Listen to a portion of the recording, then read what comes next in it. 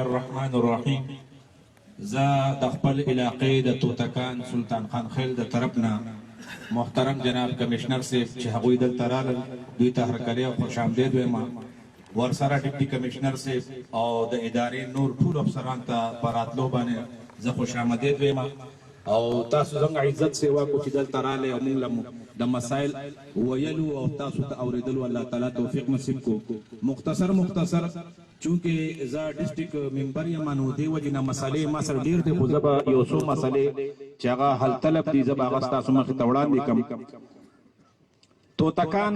کې گورنمنٹ گرلز ہائی سیکنڈری سکول دے چې هغه 2016 کې د دې عمارت مکمل شوی دی لیکن تاحال اوسه پوری پاغه کې دا ادارې ته نه دی حواله شوی نو اوسه پوری پدې کې اسباق نه دي شروع شوي. طالبات هر کال بهر ته ځي والته داخلي اخلي نو زمونږ د کلي جنکۍ ماشومانو ته دا غټ تکلیف دی چې دا سکول د دې عمارت تعمیر دی نو پکار دی چې ادارې ته حواله شي او دې کې باقاعده داخلي شروع شي اسباق شروع شي. دا زمونږ یو سوال دی. او دویم دا دی چې دم په دې علاقه باندې سکولونو کې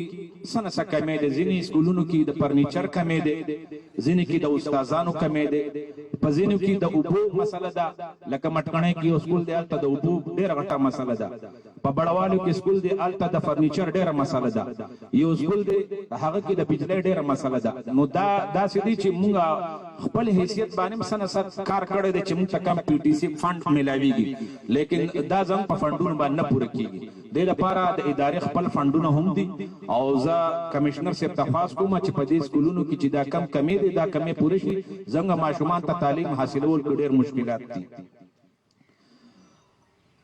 بل د هیلپ په حواله سره زه دا عرض کوم بټخیله هسپتال چې کم DHQ دی تاسو راغلی وئ تاسو وایئ چې په مارچ کې به دا د خیره سره کمپلیټ کېږي او وزیر اعلی صاحب به د دې افتتاح کوي. اوسه پورې د هغې کمپلیټیشن که شوی دی لیکن مخکې هغه کار نه دی شروع کړی. نو موږ دا وایو ځکه زموږ ټول بیماران دلته نه هلته ځي. د غریبانو خلکو بیماران چې دی دلته ځي او بل زموږ دپاره نشته دی. پېښور او سوات موږ نه لرې دی. نو که د دې ځي افتتاح وشي او په دې کې کار شروع شي نو موږ ته به ډېر مسلې هغه حل شي. بیا به زموږ د غریبانو مسلې به په دې خپل بټخیله کې حل کېږي. مخکې تلو ته به هېڅ ضرورت هغه د خیره څه نه راځي. توتکان کې هسپتال دی کیټګري ډي هسپتال دی. دا 15-16 کاله پورې WRC سره او بار موږ دا خواست د خپل وخت کې د DC سره او DHO سره ټول سره کړی دی چې دا WRC د لاسه دا هسپتال وباسئ. ځکه دې موږ ته مسایل جوړ کړي بجای دی چې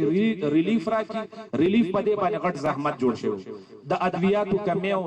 د سټاف مکمل کمی او ډیوټي کې غیر حاضري ډېره وه. نو اوس خو دا WRC د لاسه وتی دی لیکن دې سړي اوس هم یو کیس داخل کړی دی دې لپاره چې زه واپس دې هسپتال ته راشم.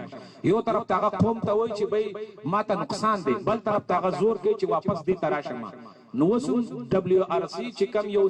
NGO ده هغه دا کوشش کوي چې دلته راشي. نو زه کمشنر صاحب ته دا سوال کوم او د قوم د طرف نه ورته دا خبره پیش کوم چې دا اداره دلته دوباره را نشي. سرکار ته حواله کوي، سرکار خپل دوایانې پوره را رسوي، سټاف یې پوره تپوس دې کېدی شي. لیکن دې کې WRC سره بچو نو موږ ته مسله دا وه چې ما به DHO ته ووایو نو هغه به وایي چې یاره دا زما په لاس کې نه دی، د دې خو کانټرکټ شوی دی بره. نو هغه به موږ هغه ته ملامته کولو او یو طرف نه به د WRC چیرمن به موږ ته وایي چې نه خپل DHO ته ووایه. نو شل خبرې به جوړېدې. اوس خو ختم دی. خو زه یم چې په دې هسپتال کې موږ ته ضرورت دی نو د لیډي ګایناکالوجست، چایلډ سپیشلیست او WMO یا دغه شان ECG دپاره چې کوم لیډي ډاکټره ده د دې ډېر ضرورت دی. زنانه راځي، غریبانان خلک او په وړه خبره باندې شته دی، نرسان شته دی، ټیکنیشن والا شته دی لیکن دې کې سپیشلیست څوک نشته دی. زما د عرض دی که دې هسپتال ته لږ توجه ورکړو نو انشاءالله زموږ ډېرې مسلې به د خیره سره دلته حل شي. په دې هسپتال باندې قلنګۍ ده، پرخیل دی، میخبند دی، اګره ده، بلکې د شربتۍ نه دا خلک دې پورې راځي. نو په دې باندې تقریبا د 2-3 لاک نه سوا کسانو آبادي د دې مسایل په دې هسپتال باندې هغه حل کېږي. کمشنر صاحب یو اهمه مسله چې د ټول قوم ده هغه د منشیاتو ده او د آیس ده. دلته آیس او د منشیاتو یو دا خبره یو عروج باندې ختلې ده. نو که ماته یو سړی و چې مولي صاحب ته ماته وښایي نو زه خو د منشیات ورسره کینم پاسم نه، خو هر ځای کې هغه سړی سکي خوري او سکي لیکن د دې روک تھام نشته دی. زما خپل یو رشتہ دارو هغه په یو جرم کې نیولې شو 2 هفته 2 ورځې جیل کې خو لیکن داغه سفارش ما نه دی کړی ځکه په غلط کار کې موږ د چا سفارش نه کوو نو زه د قوم تم دا خواست کوم چې یو سړی په منشیاتو کې ونیولې شو په آیس کې ونیولې شو نو یو سیاسي او یو غیر سیاسي هیڅوک هم داغه مرسته نه کوي نه به تپوس کوي فريده و چې د جرم په پاداش کې د په جیل کې وي چې دا موږ د بچي او دا قوم چې د غویمې نه خلاص شي نو زه کمشنر صاحب ته خواست کوم چې په دې ډېر زیات تاسو سوچ او فکر وکړئ اهمه مسله پکې نن سبا د خودکشۍ په سلسله کې ده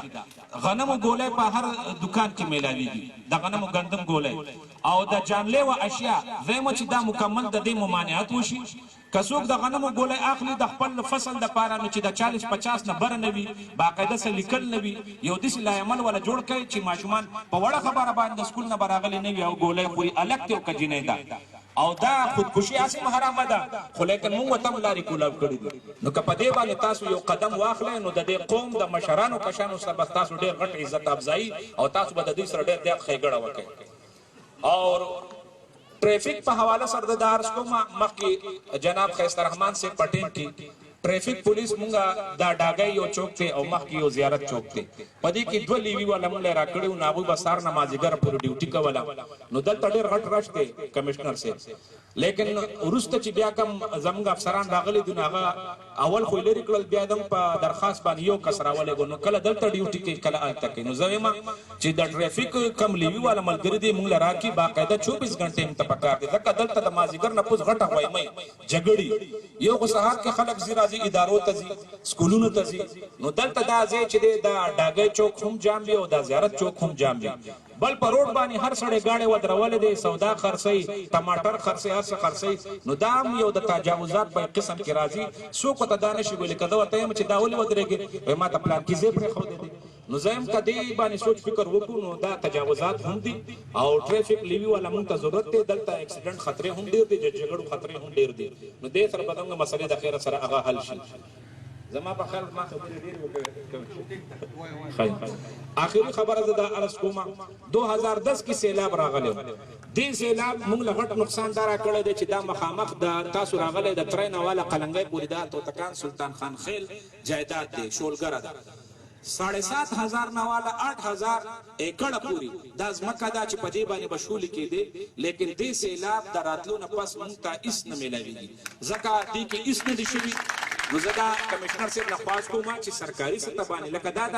دا د یو کس کار نه دی په دې کې کار وشي دې کې دې طریقې باندې کار روان شي په دې کې موږ ګاډي راکې یا دې کې ولې جوړې کې چې په دې ست طریقه دا خاور لري شي او موږ خپل په دې باندې موږ ته کروڑونو روپو فائدہ بوا او دې کې پکې ته دا فائدہ و هغه فائدہ 2010 نه پاتې شوی دا موږ پتاوان کیو او حکومت هم پتاوان کې دي نو کوم سره په دې کې لګ همدردی سرکار وکي نو دا غریب قوم چې د دوی به هم خېګړ وشي دلته به ورجم ارزان شي او قوم ته حکومت ته هم هغه فائدہ ورسیږي دا ایریگیشن متعلق زدا عرض کوم چې دلته لیفت ایریگیشن سکیم هم ترای کې موجود دي او هم په دې حصار بابا کې موجود دي لیکن ډېر مدوش ولا چې دا سیلاب نه پس دا لیفت ایریگیشن سکیم هغه چالو نه دي او دا بند پروت دی نو کله به او عملای موجود ده کار لذي ډیوټي کوي لیکن مسله دا چې کار نه کوي ولی نه کوي یاره بجلی مسله نو بجلی مسله په ګرمۍ کې وا په جمع کې خو د بجلی مسله نشته اوس بجلی فول دا ډیره ده یو غنټه نه نو څلور غنټې نو په کار ده چې دې مسلې څنګه وګورو چې بای دا لیفت ایریګیشن سکیم ول نه دراوان د دې د لاندې خو د دنیا ځمکه روانه ده په زرګونو ایکړ ځمکه ده نو دا به سر حل شي نو کا ایریګیشن محکمه ولا دا مسله مونږ لا روانه کې نو ډیره بخوي او زمونږ د قلنګي پوسټ کې چې کم پوسټ ته نو دې کې مسله شته دي د بجلی مسله ده د غریبانو ته انتهایی کمزور وولټیج بجلی میلاويږي ګرمۍ کې دا غریبانو دن نشي کېناسته کيو مجرم لاړ شي نو هغه سره بیا دا سلوک ته چې هغه بیا دن په هغه څوکۍ کې نشي کېناسته د وبو مسله وته هم دا بلډینګ بالکل ډیمیج دی کمشنر صاحب نو زه دا عرض کوم چې څنګه چې موږ خپل ځان ته ګورو نو دام څنګه یو اداره ده چې دې ته موږ مونږ لږ فکر وکړو که سولر پینل وته ولګو دا